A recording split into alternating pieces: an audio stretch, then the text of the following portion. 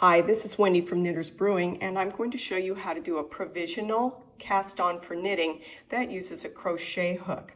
A provisional cast on is one that's put in with the intent of it being temporary, and then it's taken out, and the stitches that are cast on are used later on in the project. What you'll need for this is the yarn that you're making your project with, a contrasting color of waste yarn that you'll use for the provisional cast on, and I like to grab something that's similar in weight to the project yarn.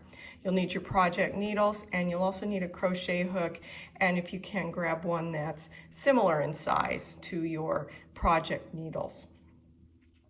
So the first thing that you're going to do is make a slip knot in the provisional yarn.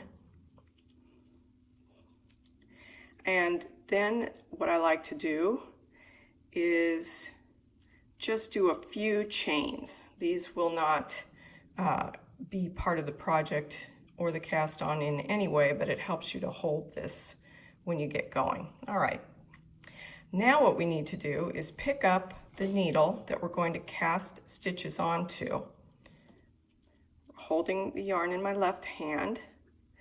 And what we're going to be doing is reaching over the knitting needle with the crochet hook to grab the yarn and pull it through the loop on the chain.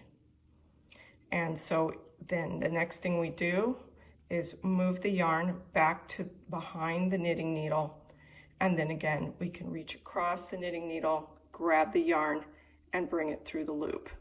So let me just do this a couple more times. And you'll just continue to do the same thing until you've reached the number of stitches that the pattern tells you to cast on. All right, I'll do a few more here so we have a reasonable amount to deal with. As you can see, it goes pretty fast once you get going. Okay, let's stop there. Now, to end it, you just need to pull your yarn through the loop on the needle and cut it. All right. And I always find it's important to know which end did I end with and which end did I start with, because you'll need to know this end when you're ready to pull these provisional stitches back out. So that's another reason I put these few stitches on at the beginning, because now I know this was the end I started with, and also we can just get rid of that tail if it's in the way. Now, if you're doing your project, you're going to just now start knitting your project on these stitches, just like if you had cast these stitches on with your project yarn. So, you know, if you're knitting, you're just going to start knitting with these provisional stitches. I don't like to make a knot with my project yarn right at the beginning. I prefer to let it hang and then weave the tail in at the end. All right, so I'm going to stop the video. I'm going to knit a few rows, and then I'll show you how to remove the provisional stitches when it's time to do it. All right, I've knit a few rows on our little sample here, and now I'm going to show you how to remove the provisional cast on.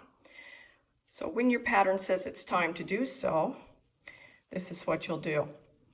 Turn your work, and you can see that you've got a row of blue stitches right under the provisional cast on. So what we're going to do is slip a needle under the right leg of each one of those knit stitches, like this.